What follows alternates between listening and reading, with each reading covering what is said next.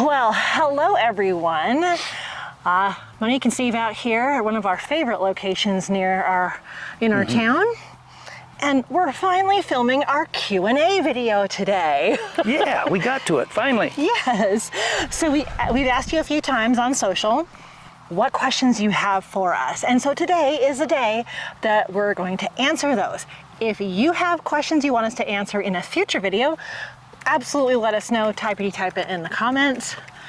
So Steve, before anyone asks, we use a lot of Sony cameras, and today he's just showing his Sony A7R4. Yep. What is it? A7R4. Yeah, with the 200 to 600 mil lens. I didn't bring mine, but I have the Sony A1 with also the 200 to 600 mil and a variety of other lenses. But those are the ones we use on this channel quite a bit. In no particular order, let's see, Steve. Oh, why haven't we upgraded to A7R5? A few months ago when it first came out, we rented it. I loved it. I thought it was amazing. The Sony A7R5, phenomenal. What do you think? It was great. Oh, yep. it's Loved it. Awesome. It's so awesome. Yep. And for a split second, we thought about it. For a split second, maybe. But yeah, with all the focusing functions. Yeah. Oh my gosh, it was kind of a dream. But why didn't we upgrade? because I'm not going to buy a new camera every year. Next year they'll come out with the R6 or something, maybe the A8 or something, and it's like, it'll be really hot, cool, it'll be wonderful. And no, I'm not going to upgrade cameras every year. They should be good for 3 or 4 years. The technology is wonderful whiz-bang things. What? But Yeah. they don't prevent you from taking great photographs and videos. You can do that with an Instamatic if you really focus on it. And for those of you who are young, an Instamatic was one of those really cheap-ass cameras with film in it. Well, cheap, as in like $15 or $20. I don't think those did video, dear. Really, yeah, they didn't do video. They were film cameras. Okay. They did really cheap stuff. Steve, you're being old again. Thank you. Okay, we're off topic. Okay, but the point is we're not gonna just buy every single new camera. And so for the people who've asked, why don't we just upgrade? We're not made of money. And we wanna squeeze pretty much everything out of these, right? Like we've barely scratched the surface on some of the features. Now, the reason why I think we were really close to upgrading was the focusing was just so amazing. And that can sometimes be a little fiddly with the A7R4 with this lens. Yeah, it would actually, like for birds, it would actually focus on the bird shape rather than the brush in front of it, which with the R4, I tend to go into manual focus and manually focus it to get that same shot. Okay. So yeah. So we get it. Like if you have an older camera and you want to upgrade and you want kind of an in-between, like say between the A1 and A something else, the A5 it's a great camera. It's a wonderful camera. If you're ready to upgrade, that would be awesome, especially for wildlife photographers. Yep. So there's our reason there. Kind of going along with that, oh, you know how many times we've gotten this? If you followed our channel at all, we have a bunch of videos on the 200 to 600 lens. We really like it. It is very affordable compared to other camera lenses, okay? But people still ask us, well, gee, why don't you just get the 600 millimeter f4? As if Sony's kind of paying our way here. They are not. Steve. You hear us, Sony? Sponsorship? I mean, no. you know, if you want to permanently lend us the 600 f4, there's a huge reason why we have not gotten that lens. It's a very unlucky lens. Oh, why is that? It's a $13,000 lens. 13 is a very unlucky number. Right, you should never buy anything with 13 in the price.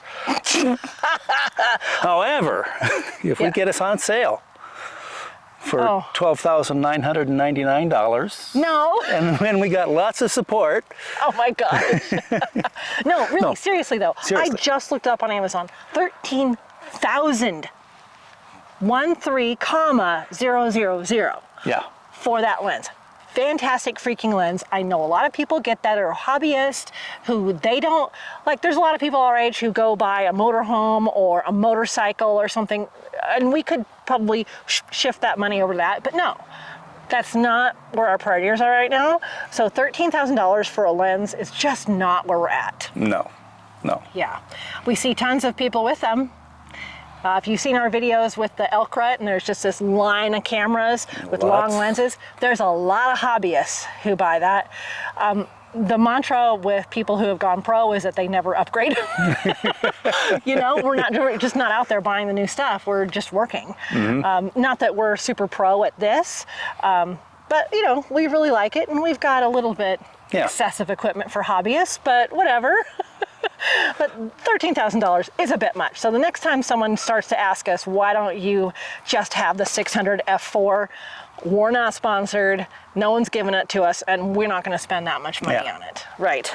Now, if you want to help pay for one at some time in the future. Oh. Yes, we have our coffee club. Coffee club. Yay. We just started it. It's $3 a person, so it's going to take us, what, 5,000 club members, you know, to afford that lens. Just a thought. Yeah. But that's true. The coffee club is something we just started. It's the join button here on YouTube, and we're doing some behind the scenes videos on there and some previews of what we're up to. Like today we just posted a video, which we're not going to tell you about because it's for the members, of what we're doing in a few days. So that video won't actually post on this channel for weeks, but if you're in the membership, you'll find out what we're doing. So that would also go towards the 600 f4. Thank you very much. Yep. All right, here's another question you asked, which I really like, is how do you stay motivated? And this is a harder question than it sounds like, because really the easy part is buying this stuff. Like click a button, put it in the cart, it gets shipped to you. Yeah. But then you have to walk out the door and get going with it. So how do you stay motivated, Steve? We have different answers. Mostly for me, I just have to go outside. I do most of my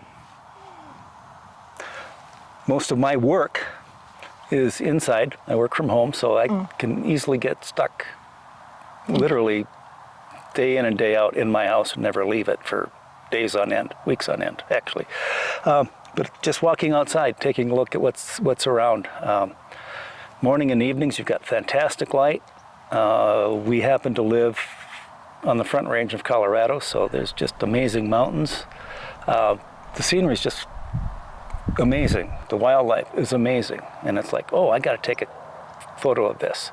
I'm even getting to the point where I remember that I have a camera on my phone, something that I didn't used to do. Yeah. No, think about whatever, but yeah. So my phone's becoming an effective tool to keep me motivated in photographing things. Oh, I love that. Yeah. Yeah. Yeah. So for me, what keeps me motivated is kind of this YouTube channel. And so if you've got like the time and the means, us having a YouTube channel or a social media channel where you're consistently sharing what you're doing has really kept us motivated, because that was a big reason why we started this. We realized that every Monday we were like, we should have gone out this weekend. We should have gone out this weekend. And I finally convinced him to do YouTube a couple years ago. And now we go out, even if things don't seem ideal, or, you know, it just gets us out there. And once you're out there, you see everything. It's amazing. It's kind of like, what do runners say? The hardest part is putting on the shoes and stepping outside. Yeah, it's like that. And so that's a big part for me is YouTube channel. Well, also we started this too for something to do together. Oh, that's true. Yeah. Together. So we kind of keep each other motivated. Yeah. She kicks me in the pants every so often. Hey. But there are a couple other things. We watch the eBird app, especially during migration. Sometimes there's some really cool birds that we want to go find. So that keeps me motivated. Interesting weather and light keeps me motivated. So those are some things that keep me motivated to get out and keep creating. And I never go out with the idea that every single image is what people call a portfolio image, or like something I'm gonna put in a gallery. That's fine. I don't need to have a portfolio image every single time I go out. But you never know unless you go out. Yep. You may not ever have the chance to get that image if you never go out. Yep. Yeah, exactly. And a part of that coinage also, if you will, is that if you don't practice, when you do have the opportunity to get that portfolio image, you don't have the skill set to do it. That's a good point. So Yeah. you need to practice, practice, practice. Yeah, exactly. So there's a lot that keeps us motivated. This is a question that's come up a few times because of we have the same setup as probably you, is that sometimes the 200 to 600, the mount doesn't seem solid to the camera. Why is there play in the mount? And a lot of people have this, and I don't like it. And even though people say, well, I guess it's normal, I don't like it. So if you get this, the wiggle between the mount is one of the questions. What should I do about that? I would say if you've just gotten it, return it or send it in for service, because what's going to happen is it'll slowly wear the contacts. So even if it's just a small, slight wiggle, these are heavy lenses, and it's gonna move as you walk around or just use it. And I don't like the idea of those mounts slowly having that wear on them. And I just don't like that weak point. And so I don't know what the problem is manufacturing-wise, I really don't. But if you feel like there's too much play, especially compared to all your other lenses, I would seek a repair or return. Yeah. Honestly, that's like, just do it. Or if you're too much into do it yourself or too cheap, you can probably find a shim that you can put in there. No, I'm talking about right here. Oh, here? Oh, not between on the foot. lens and the camera. Not on the foot of it, Okay. between the lens and the camera. Yeah, that's a return and get it fixed. And I have noticed it, and a lot of people have noticed it, and I think everyone's just kind of, oh, well, that's normal now, but I wouldn't accept that. If you put any other lens on and there's no movement, then there should not be movement in this lens. Yeah. I know it's not G Master, but it's just not worth it. And if it gets too bad, it'll screw up your focus. Oh yeah, it'll screw up all kinds of things. Yeah. We've sent this in a couple of times for a couple of different reasons, but I would harbor to guess. The first one was a little bit of that. We just didn't pay enough attention when we first got it. So if you have a loose feeling fitting, I would just go have it taken care of. Oh, what carrying system? I get a lot of questions about my belt.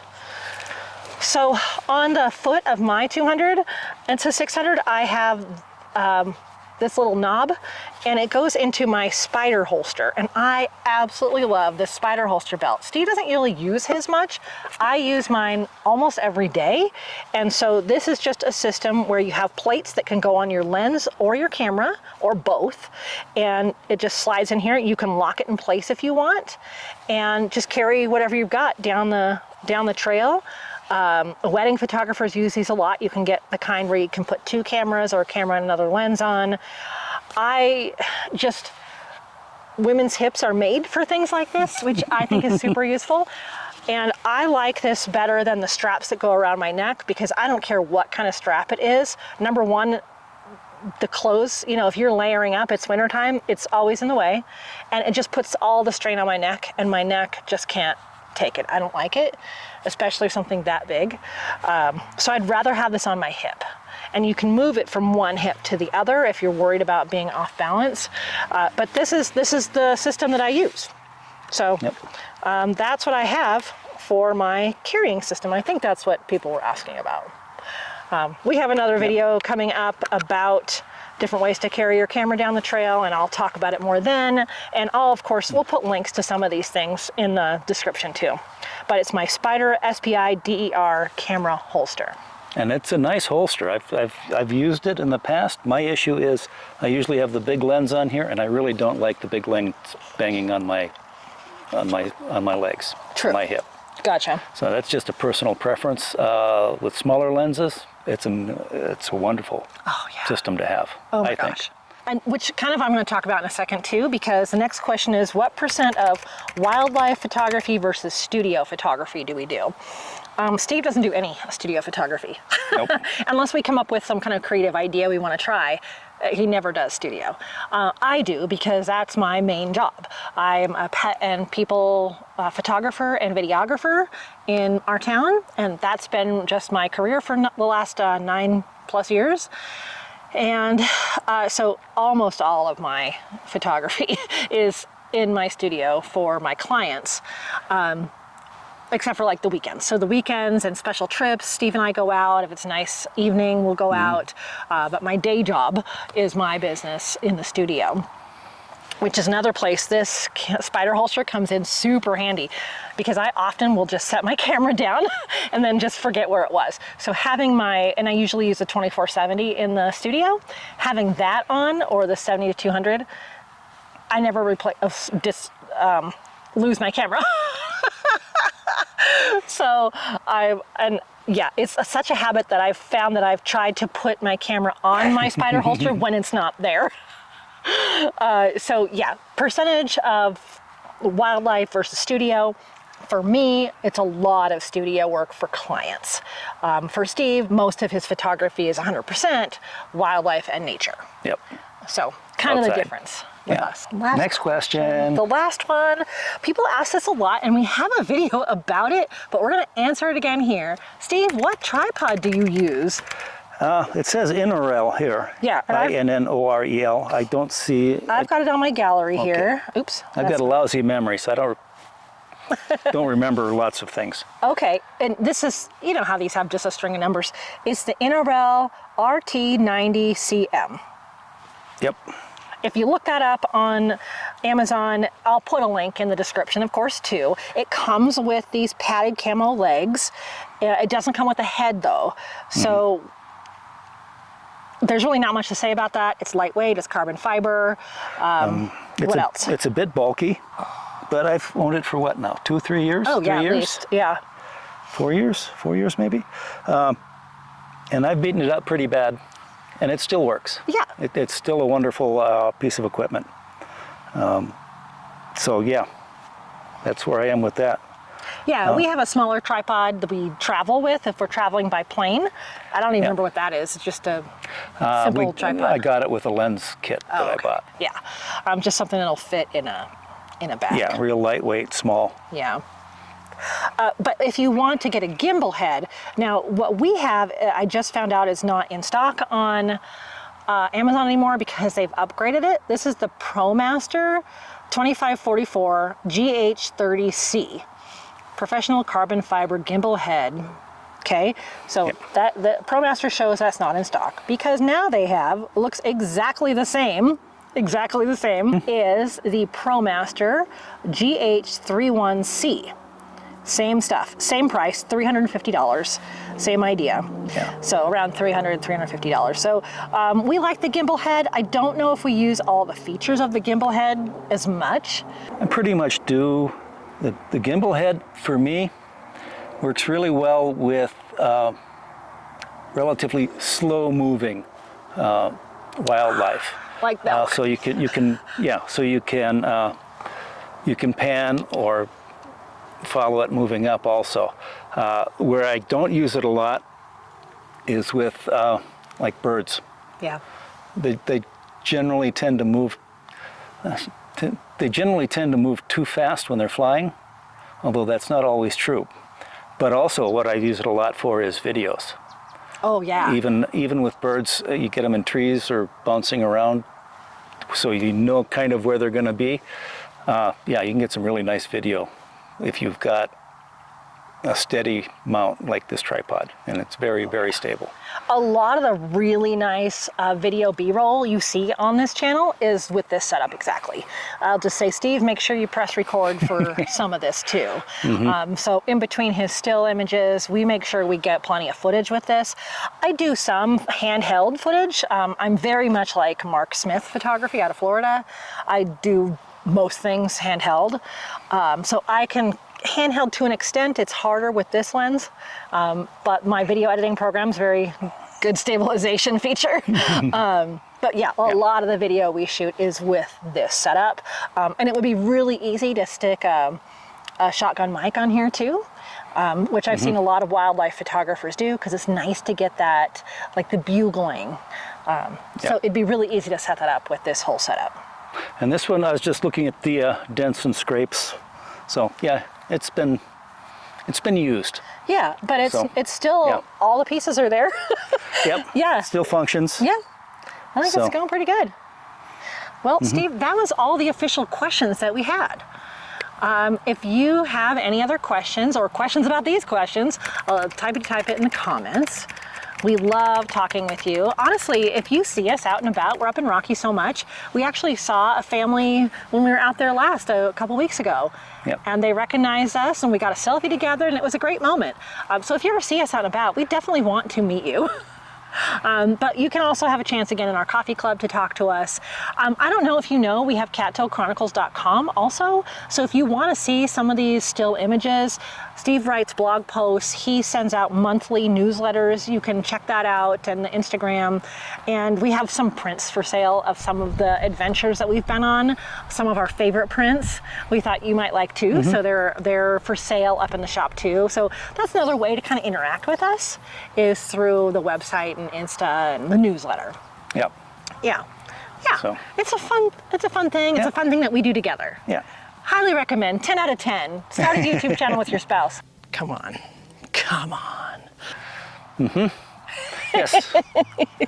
Okay. So, okay. Anything else, babe? No? No, that's about it. That's it? Press the like button. Oh yeah, like. Yep. Yeah. If you find this entertaining or useful even, subscribe. We have a fun time, and we like having a fun time with you. So come along. Yes. Okay. Okay. Good job. Good. All right.